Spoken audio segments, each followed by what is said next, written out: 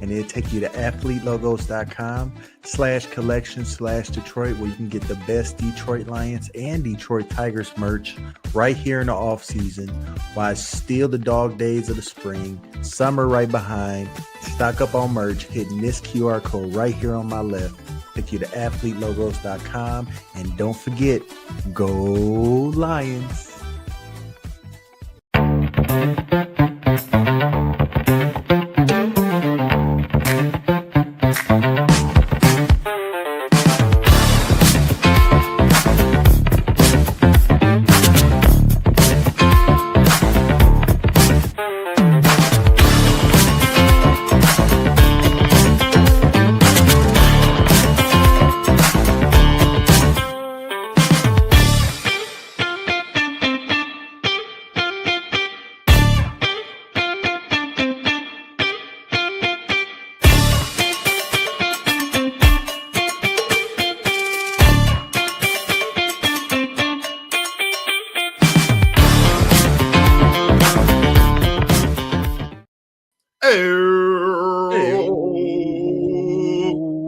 May 4th, Star Wars Day.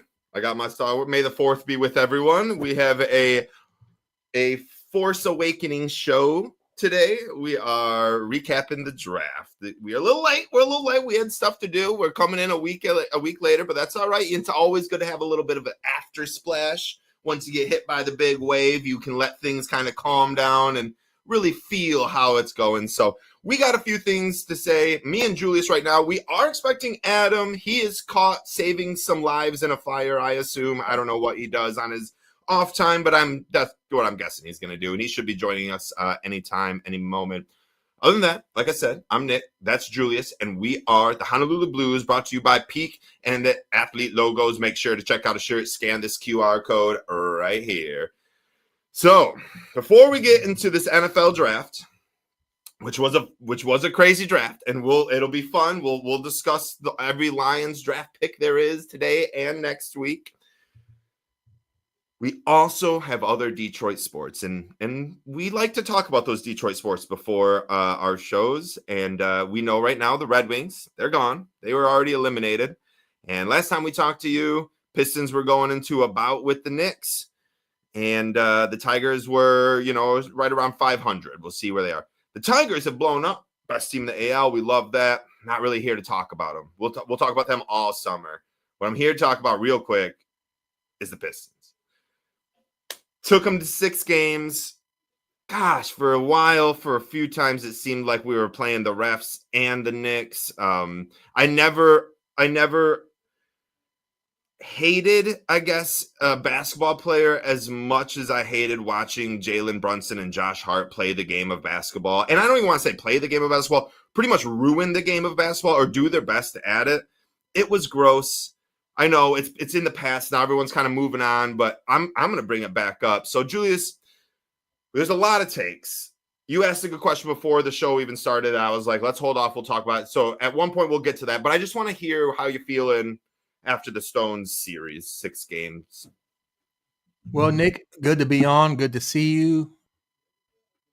Before this series started with the Knicks, I predicted Pistons in 6. We all took our predictions on our last show, and we posted them. I was correct, Nick. I was correct. The Pistons should have won in 6 games. They could have won in 5, you mentioned right before the show, and you're correct about that. They were the better team. The difference was they were not the better clutch team. The Knicks and Jalen Brunson, who I despise, I also despise their whole entire roster, down to Cameron Payne, Tom Thibodeau, the island of Manhattan. Yeah. I mean, I'm not going to get into the dislike of the Knicks. However, I will give them full credit for out-clutching the Pistons. Our MVP Cade had a couple chances to win a couple games and failed to do so. Jalen Brunson, as much as I despise him, had a couple chances to win a couple games, and he iced it in our face with the 3, shot it, cock gun to the city of Detroit and the whole state of Michigan, and told us, come back next year, bruh. Come back next year, and that's what we got to do. So shout out to the Knicks. Shout out to the Pistons. Uh, we didn't have the clutch gene. You need the clutch gene. The going to work Pistons, the bad boy Pistons, as tough, as defensive minded as they were, just like the Pistons now, they had a clutch gene. Mr. Big Big Shot. Shot, Mr. Big Shot, Chauncey Billups, Isaiah Thomas. I mean, these guys came in late in the games and delivered. So until we get a guy on our team that can deliver like that, we are going to be losing in the first and second round of the playoffs, like we did against the Knicks. Yes, you are 1,000,000% correct. Like, you are correct that we were not clutch. The thing is that Cade will be clutch. 3 years into your career, you might not be clutch right now. Oh, I forgot that we had this. Let me switch it over to me. 3 years in the league, you might not be clutch. Chauncey Billups was in the league for 8 seasons before the 2004 championship run for the Pistons. 8 years. Isaiah Thomas was in the building for like 8 years, a while before we went and actually won the championship, let alone like getting to the ECF and stuff like that. I'm just saying, like, Cade's gonna get there. In my opinion, we have such an amazing young foundation in Thompson, Duren, Cunningham, Holland, Ivy. Like, that's a stacked 5 right there. We'll see if we pay Beasley to come back. I don't really care too much about Tim Hardaway Jr. Gonna get him out of here. I'm sorry. And then let's see what we do with like Tobias Harris. I think he's got 2 more years on. So the thing is we have this good foundation, but I'm not like satisfied, right? I'm not satisfied.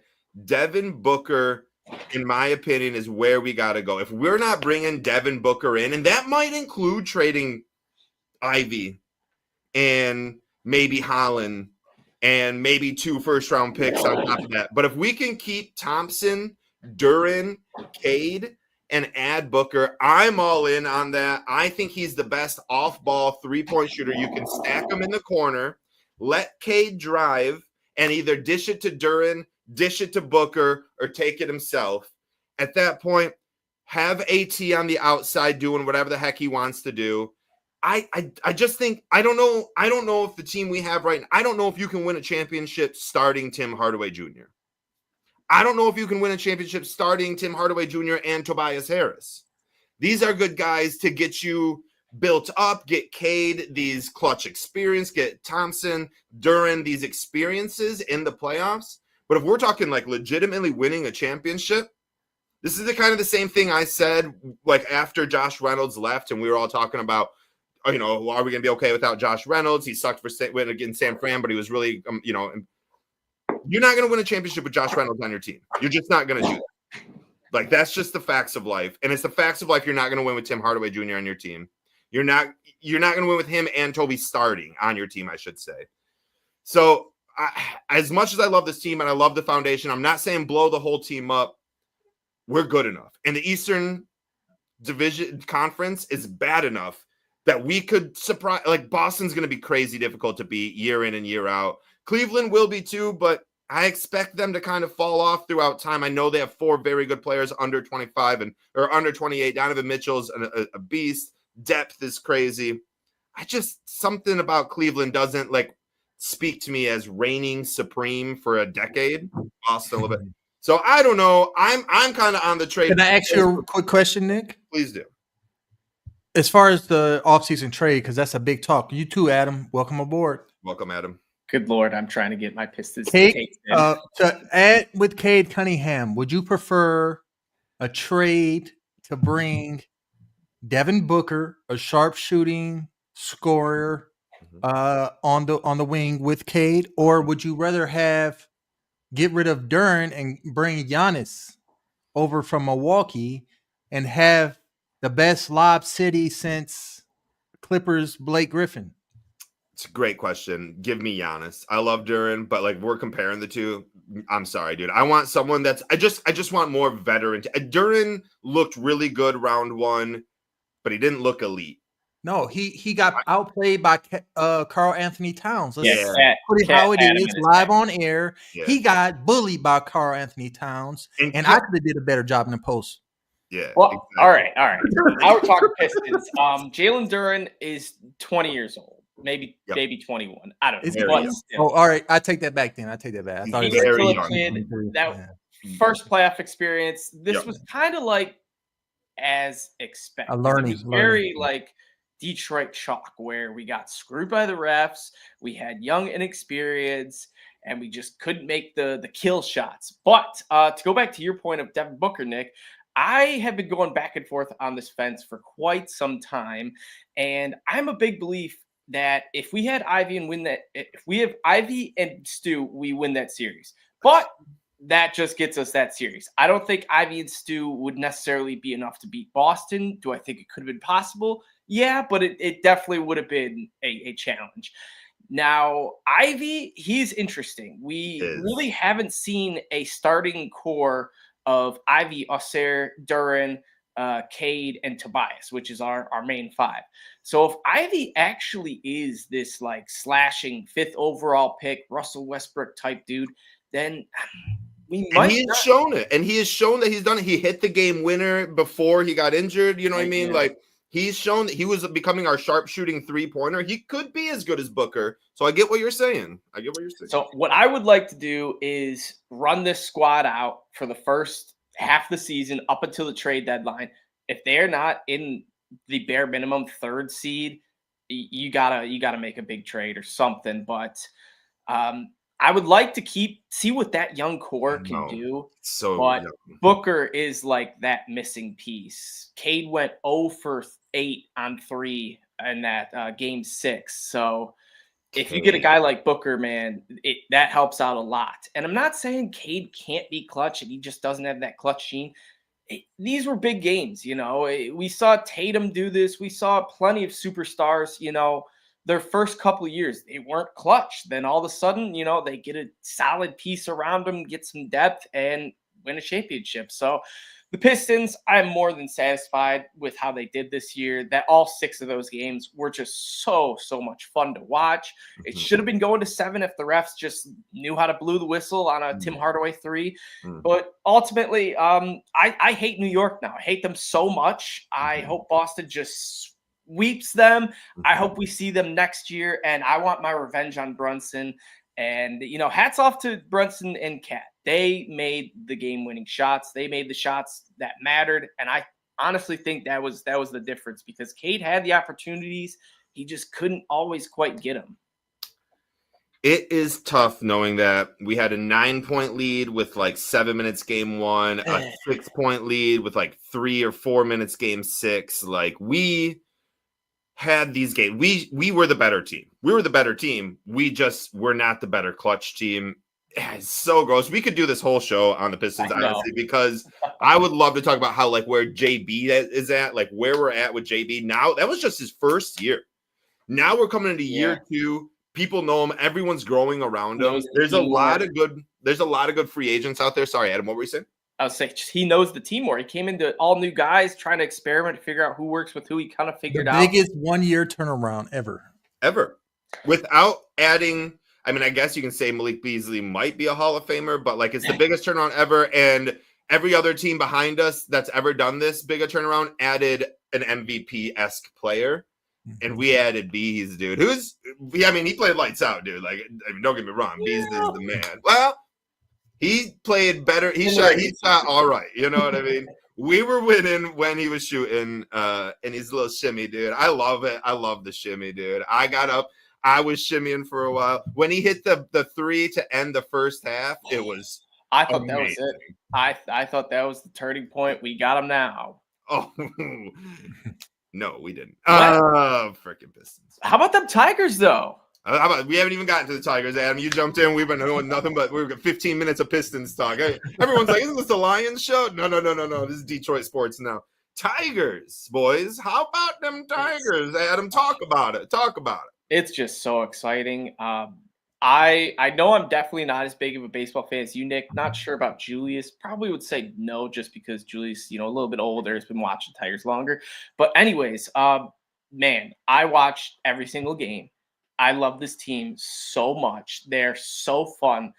Any inning can be thrilling. We saw that a couple nights ago.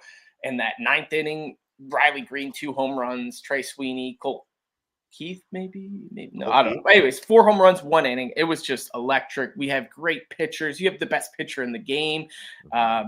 Just Baez, who's just changed his game now. He's now the actual player we thought we were going to get, which is just a huge, huge contribution to the Tigers. But I think Baez, he's one of the guys that I said this a month ago, and I was always kind of feeling it that he thrives off of like the energy of the team. If the team's playing well, he's going to play a little bit better. If the team's playing terrible, like they were last year when Baez was on the team, he's just not going to give a crap and just swing at whatever to get, see if he can get a hit. But man, oh man, these Tigers are so much fun to watch. It's so amazing after we come off the Lions. You get your heart broken in that playoff game. Then the Pistons pick us back up, look like legit playoff contenders, make that 6th seed. Then the Pistons, heartbreaking, losing game 6. And now we got the Tigers, who literally look like World Series contenders. I will say it right now. Go get your bets in, because by the time second half of the season honestly rolls around, they will be like top 4 favorites. So, few things. Julius, I want to hear what your thoughts are on the Tigers right now overall. And then I got about 3 questions for the Tigers we're going to rattle off. Right now, I honestly believe the Tigers, with the best pitching staff in the American League, if not all of baseball, and with the reemergence of Spencer Torkelson and Casey Mize and Javier Baez, who I was reminding Nick before the show, just 3 years removed from coming in second in MVP voting, leading Major League Baseball, in RBIs. One of the hardest fastball swing and barrel rates in baseball. If he's returned to those levels, the Detroit Tigers are headed to the World Series in October. I mean, there's just not any. First of all, from our division, we might win it by 20 games at this juncture. Mm-hmm. Sorry, Cleveland. We just all talk Cleveland. Sorry, Cleveland. And then, as far as the American League, I'm not even worried. We worried about the Yankees. We'll see them in the ALCS, perhaps. Not worried at all. We beat them in a series already, and I feel like we're going to sweep every series we play against the Yankees this year. We're a better baseball team. I love the Tigers. They're really numbing my pain for the Pistons, who just underperformed to a level that just broke my heart as I sit 1,000 kilometers away overseas, get to watch my favorite team growing up, finally, after 15 years, return to the playoffs and do something. It's horrible, but I got my Tigers. They call it Detroit a baseball town, and we very well may be that this year. Hey, 95 wins. 95 wins. 95 wins. I'd be all right with 95 wins. That's for sure. So I do want to ask you, we'll go to Adam.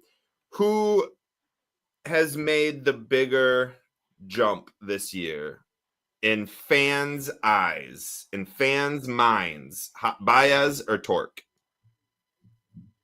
I think it's close. Torque just hit another home run last night. Didn't matter, unfortunately. Mm-hmm. But it's interesting because both were brought into the Tigers, looked at to be superstars. Baez got this massive contract that was just looking literally like the worst contract in Detroit sports history. If he can keep this pace, he will completely save that. Torque was looked at as a generational hitter, number 1 overall pick, and was a bust for his first couple of years.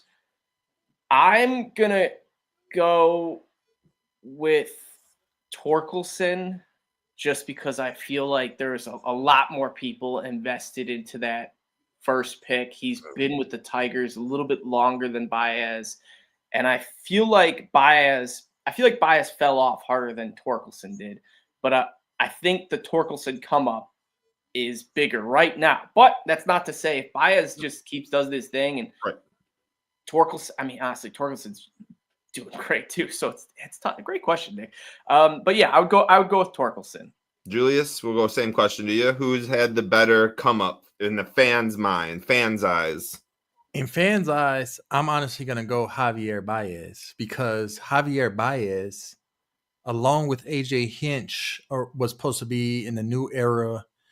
That's what we needed. We needed our Gold Glove, Silver Slugger, shortstop MVP in Detroit to move past Miguel Cabrera era. Didn't work out. Javi Baez.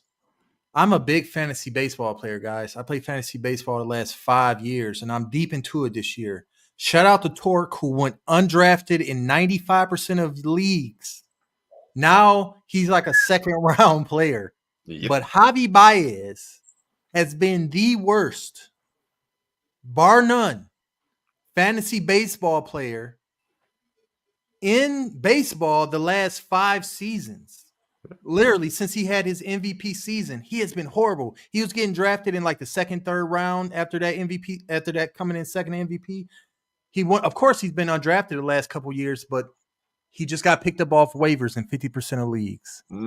That tells you right there. I believe that Javi Baez turnaround, if it sticks and he doesn't regress to last year at Javi at the end of the season and it screws us in the playoffs or whatever, if it sticks and he's, himself, it's the bigger story over Torque. That's interesting. I'm going to go on Torque's side. I think Torque being the 101 meant more for Detroit. Detroit looked at Javi getting that big-ass contract and we're like, well, there's another Jordan Zimmerman. There's another, Gary Sheffield. There's another, Juan Gonzalez. There's another Miguel Cabrera. There's not like hitting wise, but just like the contract. We were like, yeah, dude, we give shitty contracts. It's what Tigers do. That's just, we've all been born and raised, since 2000, that's all we've ever done is just give really bad contracts and try to pay as much as we can to win. So it wasn't really anything new. The Torque being the 101 pick, I think we just wanted to see that. And then his sophomore year hitting 31 home runs, we were like, oh man, we did it. Like, this is the dude. And then last year he had to go to the minors, hit like 10 home runs. And yeah, I think he hit 10 home runs and like 360 at bats. And he's got like 120 at bats this year with 10 home runs. So I just think that's such a more powerful, impactful story. But it's good to see both of them. I was trying to think of a comparison while you guys were talking in like football wise. I was thinking maybe like Alex Anzalone was hated really bad in like Detroit after that first year. Everyone wanted to see him out and he turned it right around. I'm not saying that like he went up and down and up, but he was down and people hated him. And now Thor is on number one in a lot of fans lists. So Goff, any other comparisons? Goff is my best comparison as far as the amount of money compared to performance early on. Yeah, but he turned it around quicker. Yeah. You think Dan Campbell could be out of that or no?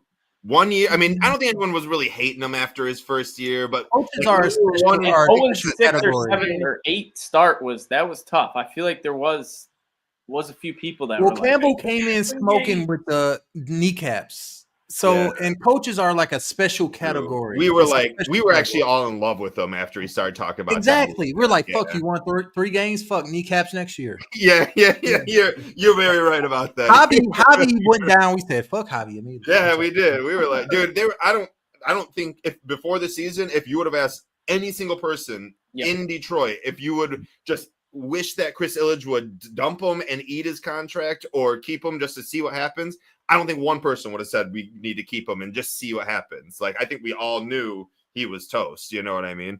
And there were still probably some people who were like, Torque, let him be. He's young. We'll see what happens. And the crazy part is for Torque. Yeah. Hope was for Torque. Hope was not for Javi. No. The crazy part is between Torque, Javi, Casey Mize, I think there's one more guy. Even Zach McKinstry. If we could have got one of those guys to like pop off, Tigers fans would have been happy coming off of last year. The fact that we're getting all 4 playing to their max potential. Granted, Colt Keith has slowed down a bit, and Riley's very up and down, but I'm still fine with Riley. Riley is hot. Yeah, 2 home runs in the 9th inning will get you hot. You know what I mean? He's hot right now, but he did have that little slump. He was 1 for 31 at one point. Yeah.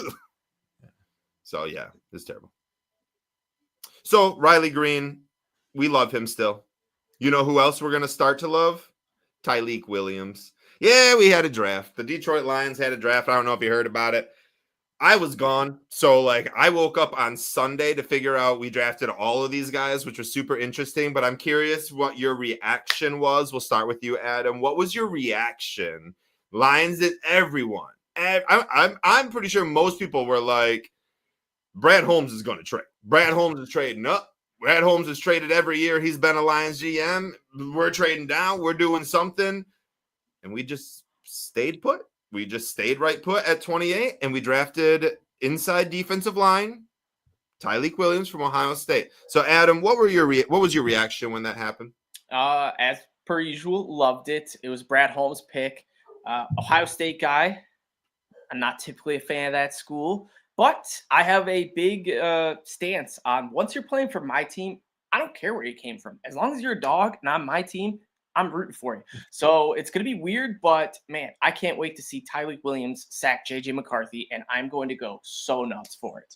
But Brad Holmes, it seems like he has done it again where you can't predict what he's going to do. He always is just zigging and zagging. But at the end of the day, I'm confident that it'll work out. I think he's got a plan. I think he got his guy. I do think he wanted Tyleik for, hoping he would slide because we did see, a lot of shakeup in this draft, Shedeur Sanders, that's the perfect example where, people thought he was first round lock and then all of a sudden he's a 5th round pick. So there was a lot of, shakeup in this draft that Brad Holmes was probably aware of and thinking he wouldn't be for sure getting Tyleik. But when he came to him, he got him, took him, pick 28. He's a big dude. I think he's going to fit well next to Aleem. When Aleem comes back, I think he's going to do well getting those early reps with Aleem gone. He's got Reader as well to, kind of see what it's like from a veteran, big man nose tackle. But the one thing I kind of noticed on Twitter with the fans or X, the fans, they didn't like this draft. And it's the same old. It reminds me of the 2023 draft with Jahmyr Gibbs, where fans were all up in arms because they didn't pick the one guy they wanted him to pick, and that was Holmes-Campbell or Mike Green. Brad Holmes passed on both of those guys twice for Mike Green, and it's interesting seeing a lot of these fans get upset with this, and they're trying to, oh, no, he should have. And it's like, man, just go back to his track record. Brad Holmes, he hits, but some people, there's some Brad doubters that came out of the woodworks, and it was kind of odd for me because I had to bookmark quite a few tweets where fans just did not like these picks and just essentially forgot about this dynasty that Brad Holmes has built. So I'm curious to see how I'm confident Tyleik's going to do well, but I'm very curious to see how well some of these other guys do. Tesla, Tate, all the other dudes. But Brad Holmes, I give an A+. Any Brad Holmes draft, I give an A+. I love that. Yeah, I like Tyleik Williams a lot. Me and Julius had talked about interior defensive line. I had said that I didn't think we needed to continue to add interior defensive line because I thought we were pretty well stacked in that area. Where as edge rushers, I was like, yeah, I'll draft 2-3 of them. Julius he was kind of in on getting the interior defense line and continue to build up. And now that it's happened, I'm super happy that is what we did, because the thought of Aleem not playing for the first half of the season is a little scary when you think like, well, Levi will come in, but what if he goes down? Then it's Pat O'Connor, and it just gets a little mucky. And I loved Brad Holmes's response to everyone wanting edge rusher, and he basically on 97-1, he's like, yo, like, how many teams have, like, what is Aiden Hutchinson? He's a top 5 elite edge rusher. How many teams have 2 elite edge rushers? None of them. Can either of you guys, I'm just curious, this is like a genuine question. Can either of you guys name the 2 edge rushers for the Eagles last year? Brandon Graham and was it Reddick? No, Reddick. He held out. Yeah. It doesn't matter. Who the 2 years before, 3 years ago, 2 and 3 years ago, the Chiefs won them both times. Who were both of their edge rushers?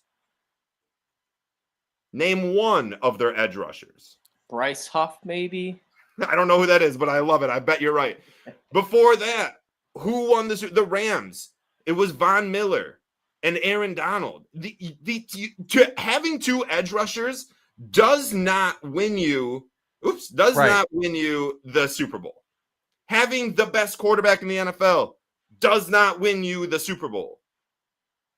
Having 85 injuries will make it so you cannot win the Super Bowl. Add depth. Stop freaking thinking I need to have the two best wide receivers and the two best edge rushers because those are what win you games in Madden. It's stupidity, dude. It's stupidity from the fans that pissed off Brad Holmes enough where he was like, ever since I've been here, fans have been crying about getting another edge rusher. Get Chase Young. I can't believe you didn't trade for Chase Young 2 years ago. Get all these guys. Spare me, dude. Mike Green, he was projected to be a top 10 pick. I can't believe Brad Holmes passed on him because the armchair quarterbacks at home don't know fucking shit. So, like, let Brad cook, and Brad's going to continue to do that.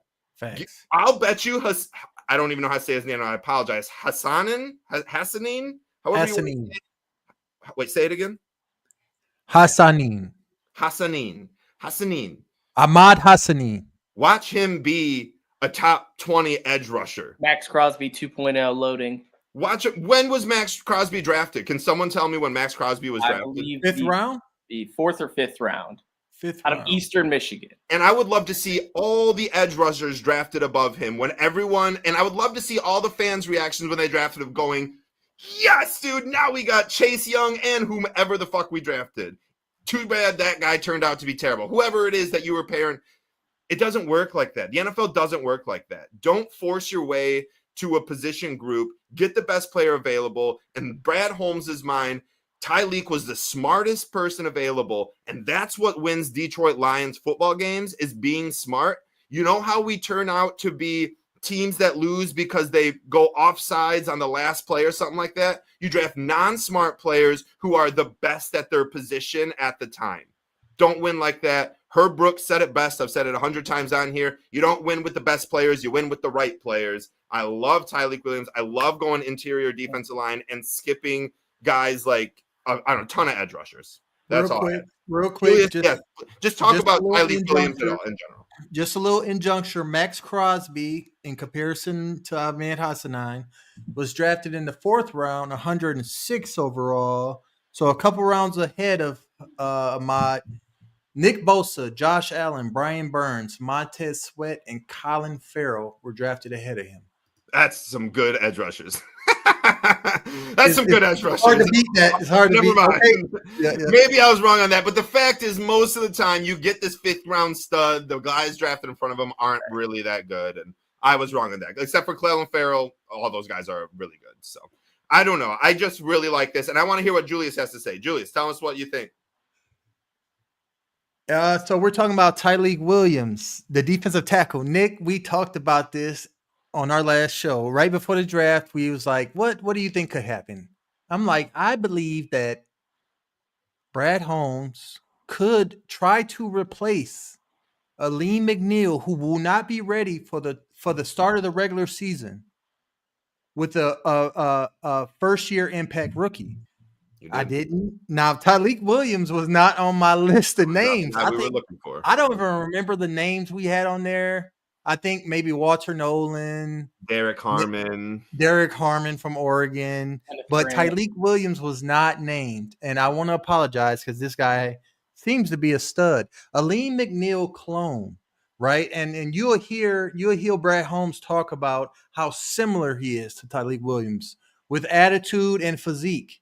And it's real simple to understand why we would draft him to fill in. We call Aleem McNeil Aleem the Dream. That's also his rap name. Check him out on Spotify. Let's call Tyreek Williams Nightmare. So now we got Dream and Nightmare, and when they're both together, they're going to be animals in the trenches for the Lions. This guy is a certified stud, and I honestly believe he has a chance to win Defensive Rookie of the Year just based on Aleem McNeil not being ready for the regular season. This guy is going to be a starter. He's going to eat. This guy is going to eat. He's going to come in ready and hungry. You heard what Dan Campbell said to him on the phone. If you heard when they drafted him, we're ready. We need you now. Get your mind right. I don't know what you're thinking about, but we need you right now. This guy's going to come in ready to be productive. And just off that, I'm going to give it an A grade. I'm just going to call that out right now. I don't care about all the haters talking about reaches. Every pick in this draft was a reach, according to the pundits. Every last pick was a reach, including this guy. I love it. I love it. I love it for need. I'm glad we talked about it in our past show, Nick, just to give reverence to our show and that we really think and analyze these picks. Mm-hmm. Tyleik Williams was great. Mm-hmm. So are you guys, now I'm going to get to the question here. Adam, we'll start with you.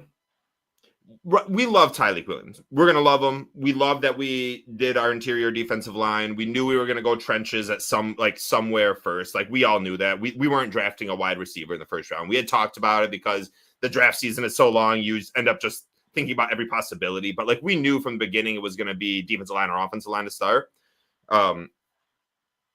Adam, are you okay with not getting an edge rusher first? And I know I just went off, but I do want to hear your guys' honest opinion. Like, are you like, damn, I do think we would be better if we would have got an edge rusher? Or are you like, no, we didn't need an edge rusher. We're going to be fine with Marcus Davenport and Josh Paschal, I guess, rushing opposite of Aiden Hutchinson. Adam, I'm just curious on how you feel about that. I'm perfectly fine with it, as long as it was a defensive lineman, something to, give Hutchinson a little help. And the odd part is, like, if you get an end opposite side of Hutch, yeah, it helps out, but the interior, you're just going to have quarterbacks sliding up in the pocket for that extra few seconds. And you made a great point, Nick, where you just don't really see teams with just two elite edge rushers. And granted, we kind of saw it a little bit last year with the Giants. They had Brian Burns and Kayvon Thibodeau. And 3 wins. Yeah, and even just added Carter. And 3 wins. Now, granted, they did have other worse roster spots, but it wasn't like, these two guys were the sole purpose of those 3 wins, So I'm glad we did add just some beef to the line, build the trenches. And Brad Holmes honestly said it perfectly. Like, we've been spoiled as Detroit Lions fans. We got Hutchinson, and now it's just, natural instinct to want more. Like, we're just going to keep wanting more. Even if we were to add, if Hussein turns into a Myles Garrett, we're going to want to draft another edge rusher in, a couple years. Because it's just natural instinct to want more. And I get it. Perfectly fine with the fans, but you got to trust Brad. This is who he wanted. We saw a lot of games come down to, 4th and 1s, especially in that Commanders game. They converted tons of just 4th downs. We saw Brian Robinson run up the middle. Granted, we did not have a lean, but if we didn't take Tyleik and went with an edge, we wouldn't have, either. So our schedule is tough this year. We are playing the Eagles, so it's going to be interesting to see. I hope that game is in the second half of the season where Aleem's healthy, because I want to stop that tush push. And who else but Tyleik Williams and Aleem McNeil stuffed in the center to stop that. So I like it. It's adding depth. I think just depth and the right players, what you said, Nick, wins championships. It's not always the superstars and, the best team, because we see it year in, year out. There's always one team that looks just so star-studded that, they might make the playoffs, win a playoff game, but that's it. They don't usually always win the Super Bowl. So I'm good with it. It wasn't like a flashy fan-approved pick, but it was a Brad-approved pick. And the fact that it's someone that wasn't on my radar, and Julius, to go back to your point of not having this dude on your radar, well, it was because he was a dang Ohio State guy. Anytime we watched this guy play, Michigan was beating his ass. So that might have played a little role into it. But Brad Holmes obviously watched some other Ohio State film where me and Julius most likely did not. I love you, Adam, for admitting that live on air, that I have an open bias against Ohio State Buckeyes in the NFL draft. And Julius, once they're here. But once they're here, dude, they're ours for life. You know what I mean? Exactly. We good with them. Hey, Taylor Decker, shout out to friend. I want to hear what your thoughts are, Julius, on getting passing up on an edge rusher. If you thought it was okay, or if you think we needed to get one in the first round. I didn't think we needed to get one. We talked about it the show before. I mean, we said what is a immediate need on this team? Without Lee McNeil starting the season, defensive tackle was Pretty much the guard only position that you could draft and start immediately. You know what I mean? Maybe guard. right along inside offensive line, and they went guard second round right there. So they were going for need, in my opinion, with this pick. So I'm okay with passing on edge with the edge options we got on the team. Speaking of going guard, next round, we went with this motherfucker. Yeah, look at that oh, dude. Let's just all take a minute to appreciate this awesome photo we have of our second round draft pick, Tate Ratledge, Georgia offensive lineman, just a freaking beast. I loved him, but I'm gonna let you guys talk about him to start here. Adam, or not Adam? I'm sorry, I was gonna go with Julius first on this guy. Julius, we'll go right back to you. Anything to say about our man Tate Ratledge? Mr. SEC, Mr. Georgia himself, Tate Ratledge, the boss. New age offensive line. He played all over the offensive line, as you can see by his size, at 6'6". I think I mislabeled his weight right there. I think he's more like 320, but 6'6", 320. He could play guard. He could play tackle. He could play center. And this guy has an edge. I think he's very similar in tenacity to Christian Mahogany, the guard we drafted last year out of Boston College, who came on late last year. He has a lion. He tattooed a lion on his forearm last year before his season with Georgia. And maybe that's an omen. I'm guessing that's an omen. This guy is a lion at heart. He's gritty at heart. He has what Brad Holmes and Dan Campbell looks for, and I believe he's just like Tyleik Williams. He's a first-year starter. He's going to win the left guard spot over Graham Glasgow. Now, so what I'm saying is Christian Mahogany is going to join Tate Ratledge. Tate Ratledge is going to join Christian Mahogany. Those are our two new guards. I'm sorry, Glasgow, but you're going to be a swing guard next year. Yeah, I do not see Glasgow starting at all. The thing I noticed, I took away from Tate Ratledge, and I was going to bring this up. So there was an episode about a month ago. My computer shut down right at the very end, and we all had a rookie spotlight that we were going to talk about, and that day was Tate Ratledge for me. I really like him because of this.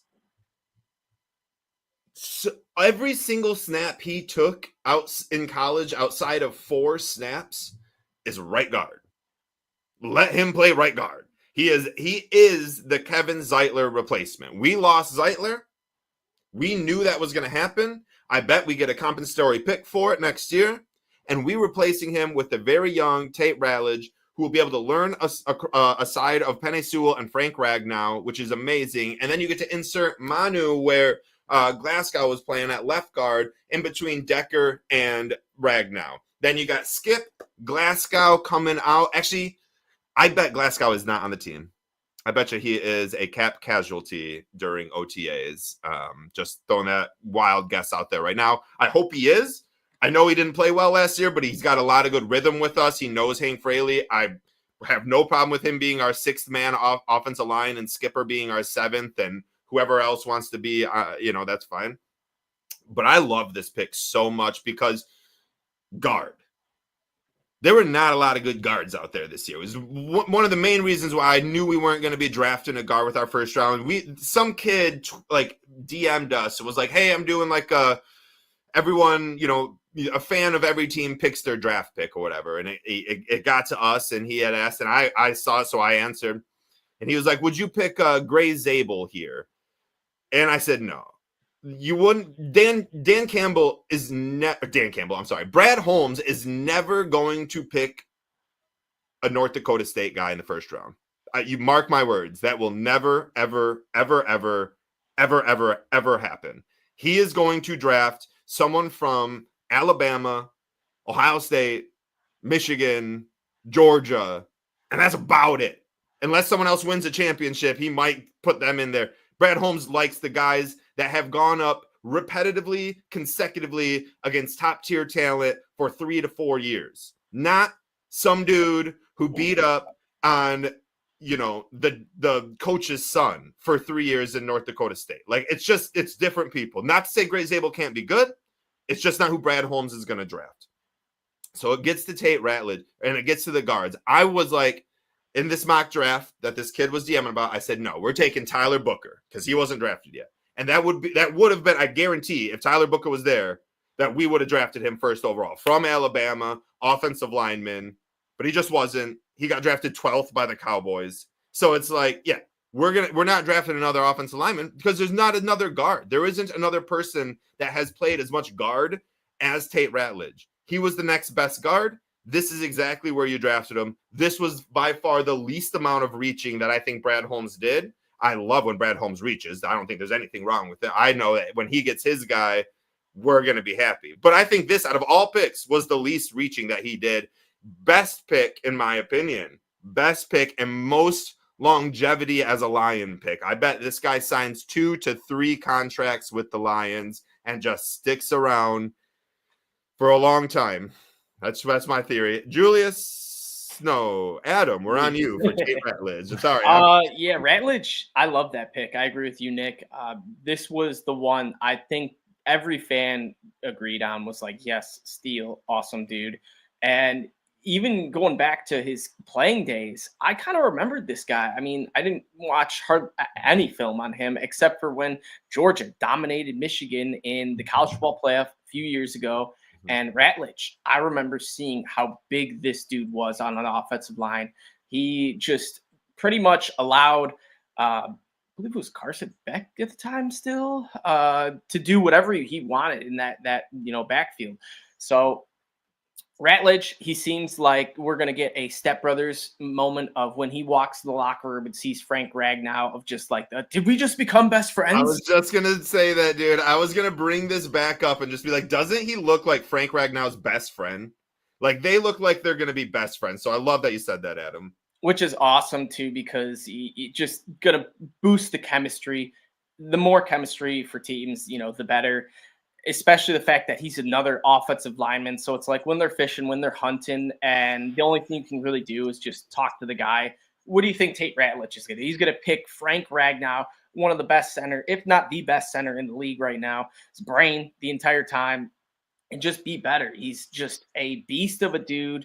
You're spot on again, Nick, of just Brad Holmes picking the SEC, the Big Ten, the dudes that play against the best. And this is Ratledge, Georgia, I think they got snubbed one year in the college football playoff in his years, but ultimately he was playing, in the SEC championship or a college football playoff game or the national championship just about every year. So this dude has the experience to go up against elite, defenders, and I'm honestly excited to see, because I think early training camp, Glasgow, if he's not, completely just a shell of himself, will maybe get those first team reps. Smarter. But it's going to be, be Ratledge and Tyleik Williams going up against each other at 6'6", at 6'3", 300 plus. It's exactly like Sewell and Aiden. Iron sharpens iron. Yep. So I love it, dude. I love it. I'm all aboard. Thanks for tuning in, guys. Next week, if you come on, we'll be talking about guys like him. Oh, we have other guys that we drafted. We'll be getting through rounds 3, 4, 5, 6, 7. Less to talk about when it comes to those later end guys. So we'll stuff all of them. Maybe a couple UDFAs that we like. If you've been paying attention, we do have a tracker down low telling you all of the UDFAs that the Lions have got. We also have a season schedule release coming May 14th. It is May 4th. May the 4th be with you. May the 4th be with you. But in 10 days, we're going to have a schedule release. So next week, you're going to catch us talking about the last guys we drafted. And then just a few days later, I think we're going to try to do a midweek show for the first time in a long time and get our predictions, as we love to do every year, right as the schedule releases. We're going to go with predictions. Last year, I had predicted 17-0. I was wrong. Julius predicted 16-1. He was wrong. 15-2. 15-2. We're all around it. And you were like one over. Yeah, I was exactly. 15-3. Yeah. We were close as could be. We'll get it right this year. Adam, take us away, brother. As always, you guys can check us out on YouTube, X, the Everything app, Spotify. Give us a like, subscribe, all that good stuff. Great time to be a Detroit sports fan. Check out the QR code. Go get some cool shirts. They got Tigers. They got Pistons. They got Lions. Unfortunately, Red Wings aren't doing too hot. But Geyser plan seemed like he wanted to be aggressive. So his interview was a little crazy. Yes, it was. He was not feeling it. I think he's going to put his nuts on the table and just say, you know what, fire me or we're winning the cup next year, which is what I kind of want, honestly. His response when they said they were asking what he thought about what Todd said, and he was like, nah, dude, I was just daydreaming. I didn't even, what'd he say? He was like, I didn't hear what he just said. I was actually daydreaming. Just even to like, even if he was or wasn't said or, was thinking that, just to say that on like a press conference, man, you don't give no fucks yes, anymore. You got to have some nuts and know where you're at with the team. So Red Wings, I'm confident they'll come back. They'll make a Pistons/Tigers resurgence. But as always, go Lions.